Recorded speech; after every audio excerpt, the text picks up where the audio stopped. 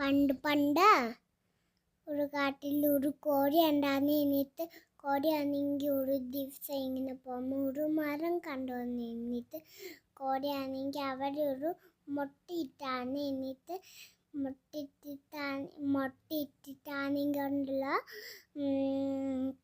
മുട്ടയിട്ടിട്ട് 2 കുഞ്ഞുങ്ങൾ ഉണ്ടായി. എന്നിട്ട് ഒരു ദിവസം ഇങ്ങനെ തീറ്റ കണ്ടുപിടിക്കുമ്പം ഒരു മയിലിനെ കണ്ടാണ്. എന്നിട്ട് മയിലാണെങ്കിൽ ചോദിച്ചു, എവിടെ പോവാന്ന് പറഞ്ഞു. നേരം കോഴിയുടെ കുഞ്ഞുങ്ങൾ പറഞ്ഞു, ഞങ്ങൾ തീറ്റ കഴിയാൻ പോവാ, അതുകൊണ്ട് ഇങ്ങനെ തീറ്റ തെറ്റി നോക്കുവാന്ന് പറഞ്ഞു. നേരം മയിൽ പറഞ്ഞു, കുഴപ്പമില്ല, മയിലിൻ്റെ ഇച്ചിര